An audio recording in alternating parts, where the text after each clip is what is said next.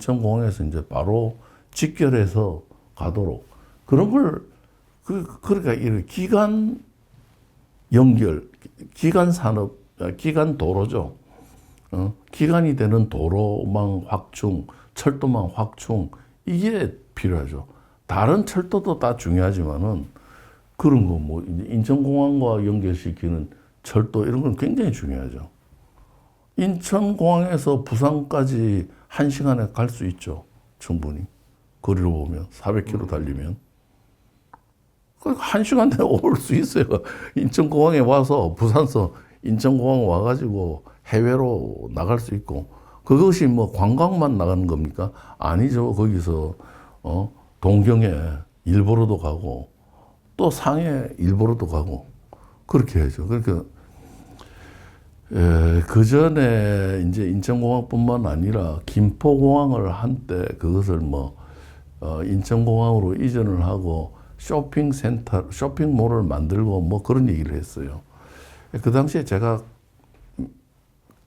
맹렬히 반대를 했었는데 그러지 말고 뭐 상해에 있는 푸동 공항 그리고 일본의 나리타는 멀어서 안 된다.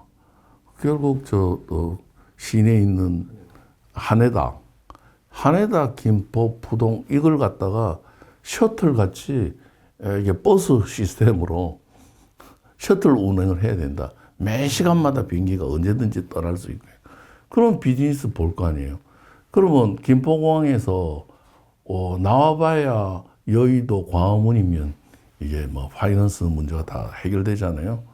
그러면 하네다 가면 동경서도 일 볼 수 있잖아요. 상해도 마찬가지고. 이렇게 해야 시너지 효과. 우리만 잘 되는 게 아니라 뭐 이웃에 일본, 중국도 잘 되고 이렇게 해야 이게 더 발전할 수가 있는 거죠.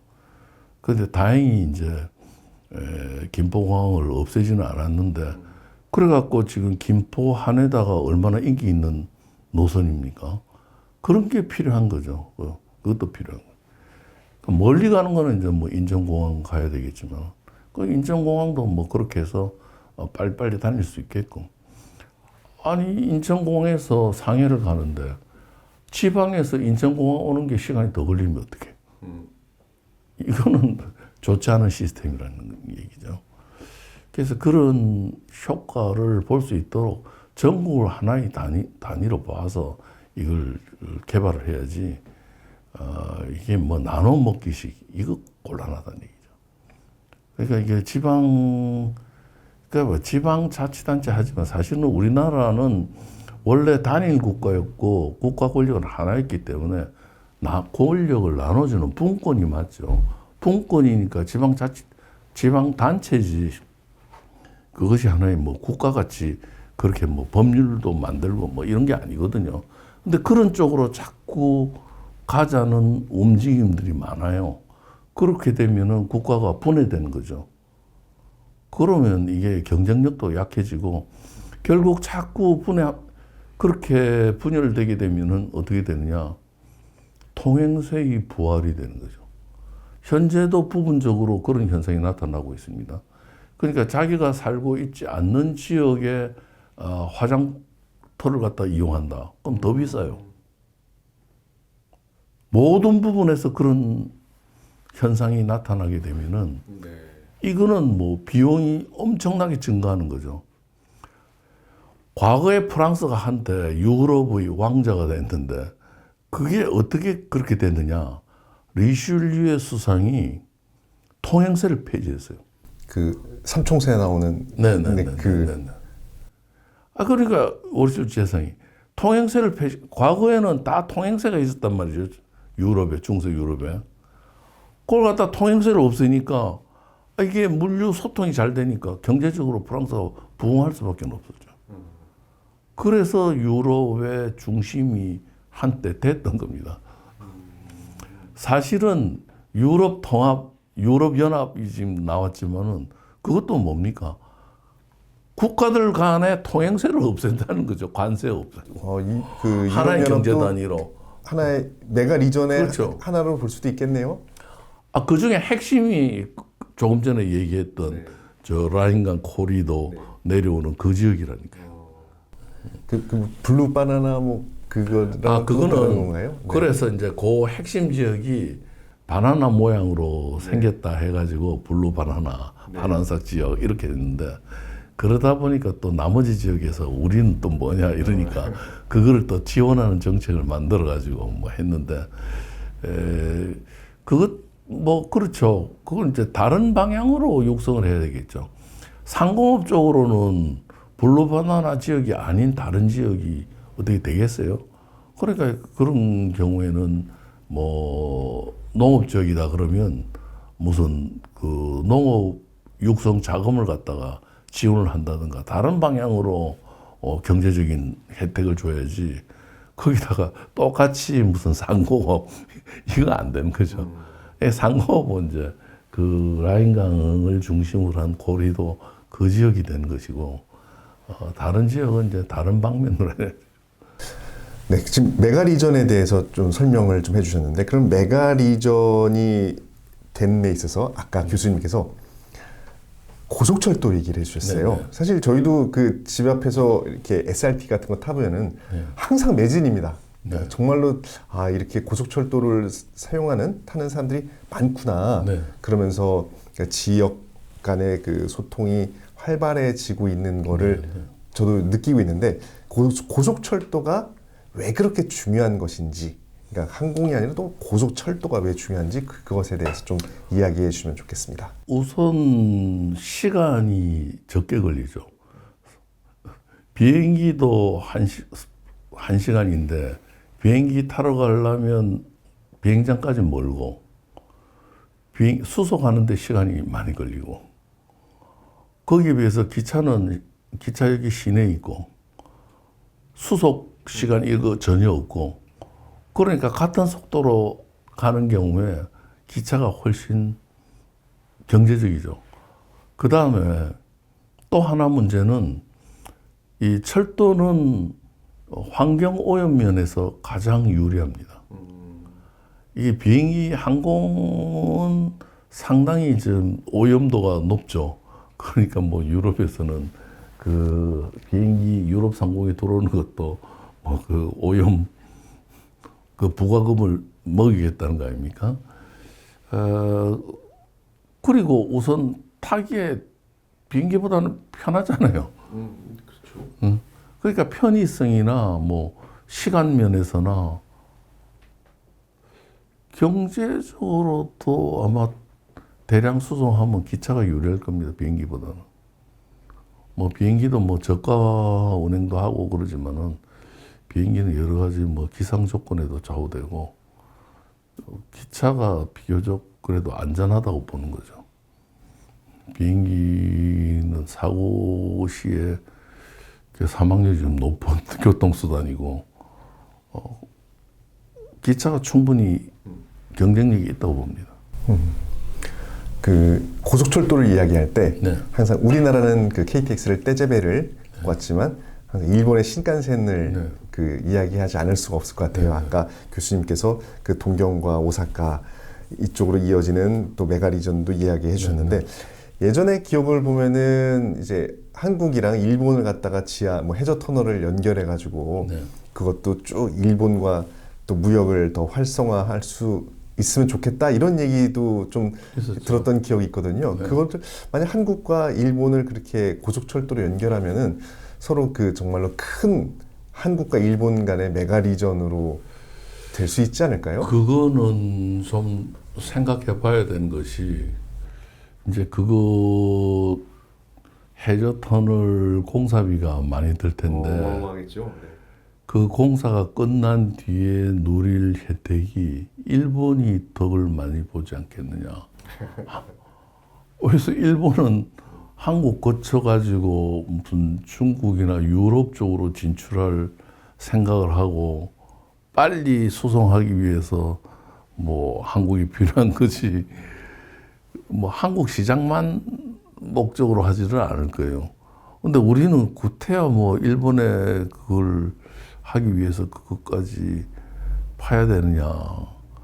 손익계산 면에서 우리가 일본이 보는 혜택에 비해서 수혜가 너무 적지 않을까라는 염려가 있을 수가 있겠죠. 그래서 그렇게 쉬운 문제는 아니라고 봅니다. 우리나라 쪽에서 좀 소극적이겠죠. 오히려 일본 쪽에서는 적극적이겠죠. 어떻게 했으면. 그러나 여러 가지 또 정치적인 문제도 있고 일종의 대륙 침략을 연상시킨다든가 과거에 했던 전력이 있기 때문에 좀 그런 정서적인 거부감도 있고 조금 생각해 볼 필요가 있는 문제입니다. 이 광역 연계와 대류형 수도권이라는 말씀을 그거는 해주셨어요. 이제 일본에서 나온 표현인데 네. 이제 동경이 너무 비대해가지고 수도권 일극 체제로 가다시피 했잖아요. 네. 오사카만 빼고. 그럴 때 대류형이라 하는 것은 그렇게 뭐 수도권만 집중 이런 얘기가 아니라 그 수도권을 지방하고 대류를 하자는 거죠. 같이 시너지 효과를 보도록. 이게 적대적 관계가 아니라 서로 이용할 수 있는 어떤 그런 관계를 형성하자는 단어가 대류형. 수도권 일극 체제로부터 수도권 대류형으로 가자 이런 얘기죠. 그 기능 면에서 연결시키자는 얘기입니다. 기능 연결시켜 볼 때, 그 우리나라도 보면은 아까 실제로 약간 우주에서 인공위성 사진을 찍어봤을 때 이게 한국은 거의 한 전문나 마찬가지다. 그러니까 우리끼리 볼 때는 막 지방자치하고 나눠보지만 좀 큰 스케일로 봤을 때는 뭐 미국에서도 아까 그 보스턴부터 워싱턴까지 보스워시 리전처럼 서울은 아니 한국은 그냥 거의 한 리전으로 볼 수 있다고 하셨는데 그렇게 한국을 통으로 메가 리전으로 국토 개발을 한다고 할 때 어떤 모양으로 가면 좋을까요?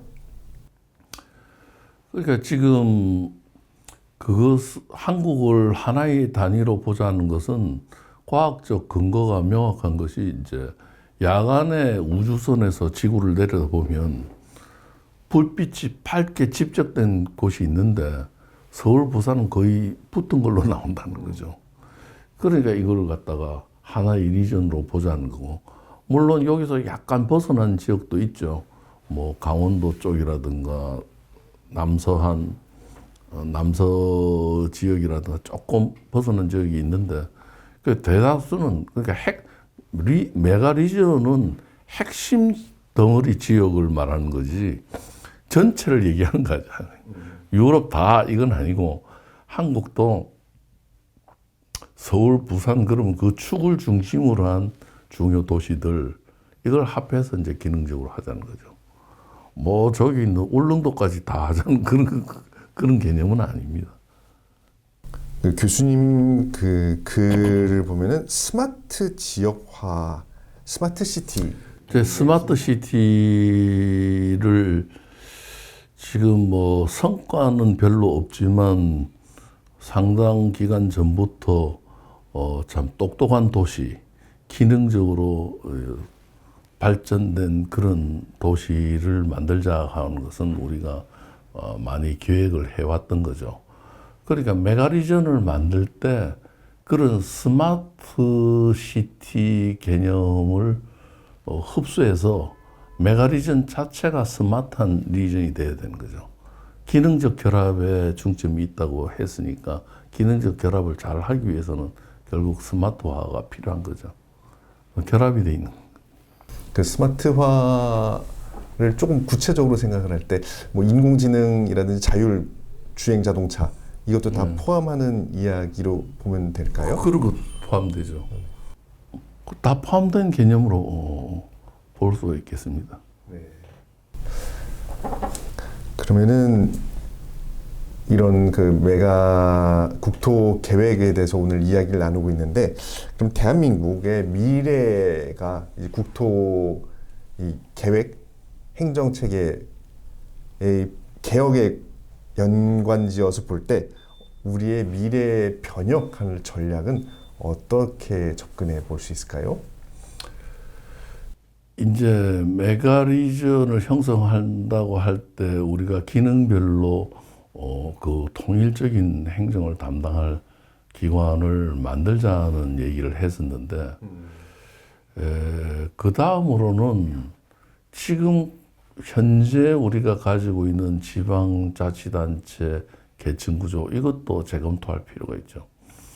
지금 수도권 그러지만은 인천, 서울시, 경기도가 이 협력이 잘 안 돼가지고 무슨 광역버스 들어오는데도 상당한 한 뭐 1년 넘게 협상을 벌이고 잘 안 됐고, 지금 9호선하고 공항철도 직결하는 문제, 그것도 지지부진하다가 이제 하기로 겨우 했는데, 그게 이제 다 관할이 달라서 그렇거든요.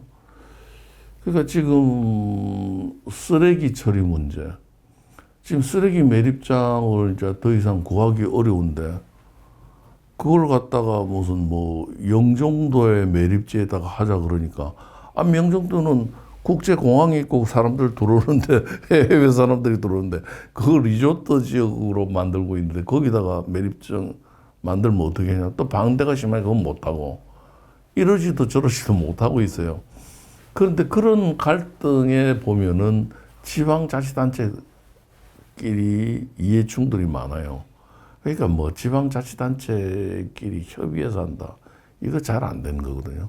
근데 우리나라는 수도권을 통합한 단위가 없어요. 그러니까 수도권을 통합한 단위도 사실은 있어야 됩니다. 지금 서울, 인천, 경기도 따로따로 띄워놓고 뭐 공항이 해결이 됩니까? 지금 뭐 쓰레기 매립이 해결이 됩니까? 중요한 문제들이 해결이 안 되고 있잖아요. 지금 교통 문제도 파행을 많이 겪었고. 그러니까 그런 단위가 또 필요한 거죠. 그러니까 이 메가리전 중심으로 가되, 다음 단계는 우리가 이 지방자치단체의 계층 구조에 대해서도 다시 생각을 해볼 때다는 거죠. 지금 바로 밀어붙이면은 반발이 심할 겁니다. 지방자치단체들은 자기 지방자치단체가 다 갖춰야 된다, 이걸 주장하고, 뭐 그것 갖고도 모자라니까 특별자치도 이런단 말이죠. 지금 뭐 전력막 공급 이런 것도 그렇잖아요. 발전소에서 전기를 생산하더라도 이 전력망 공급이 이게 잘 안 된다는 거예요. 지방자치단체에서 뭐 반대하고 말이에요. 주민반대 이후로 안 된다 그러고. 그러면 반도체 단지 만들어 놓고 전기가 없으면 어떡하? 이게 상당히 문제가 있는 거죠. 그러니까 이게 기본적인 생각을 좀 바꿔야 됩니다. 지방자치단체의 자치권 확대가 좋은 것이다. 그렇게 해서 얻을 이익이 뭐고 단점은 뭐고 이걸 비교를 해야지. 무조건 하고 좋은 것이다. 자칫 잘못하면 통행세만 부활해가지고 아주 국가가 곤란하게 될 그런 위험성도 있다는 거죠. 그런 위험성이 사실 크죠. 지금 지나친 얘기가 많고 거기에 대해서 논리적으로 반박하는 경우는 지금 상당히 드문 케이스가 되고 있어요. 무조건 가는데 그렇게 가면 곤란하죠. 그거는 이제 요번 학술대회에서 주제 발표하실 분들이 구체적으로 이제 말씀이 나오겠지만은 좀 그것도 장기적으로는 염두에 둬야 된다고 봅니다. 지금 학술대 말씀해 주셨는데 그 학술대에 대해서 한번 좀 소개 좀 해주시죠. 이번 학술대회는 제가 기조 발제를 맡고 이어서 이제 두 가지 주제가 나오죠. 하나는 두 가지 주제, 오늘 안 가져왔네. 하나는 행정체제 개편에 가는 것이고, 또 하나는 그 광역, 행정, 국토 계획, 국토 종합 계획에 있어서의 광역 행정을 어떻게 도입하느냐 하는 거고, 그 두 가지입니다. 좋은 의견들이 한번 나올 것으로 봅니다. 그럼 마지막으로 이제 국토 공간 계획과 행정 체계 개혁에 대해서 마지막으로 한 말씀 부탁드립니다. 국토 종합계획은 현재는 우리나라의 최상위 국가 계획이기 때문에 여기에서 메가 트렌드를 반영할 수 있는 비전을 가지고 좀 과감하게 큰 비전을 펼쳐 나갈 필요가 있다고 봅니다. 그래서 메가시티 개념에 매몰되지 말고 메가 리전이라고 하는 더 큰 개념을 도입해서 국제적인 경쟁력을 갖춘 그런 수정안을 만들자는 겁니다. 그래서 이제 행정체계 개편은 우선 이제 수도권 문제는 어떻게 할 것인지, 또 5개 내지 6개 광역 행정청을 뒷받침할 수 있는 행정체계는 어떤 것이 되어야 할지, 이런 것들, 그리고 앞으로 통일 이후에는 어떻게 할 것인지, 뭐 이런 것들을 우리가 구상해 가야 된다고 봅니다. 지금 가장 마지막 말씀이 와닿는데, 우리가 그냥 남한 쪽에만 국토 계획을 하는 게 아니라 곧 있을, 언젠가는 있을 통일의 시대까지도 다 생각하면서 이렇게 한반도 넘어서 동북아 그리고 세계로 뻗어나가는 대한민국의 국토 계획이 잘 이루어졌으면 하는 생각이 들었습니다. 예. 오늘 참여연TV에서는 성균관대 법학전문대학원 명예교수이신 이광윤 참여연 부원장님을 모시고 국토공간계획에 대한 이야기, 그리고 행정체계 개혁에 대해서 이야기를 나눠봤습니다. 네, 교수님 좋은 말씀 감사합니다. 예, 감사합니다.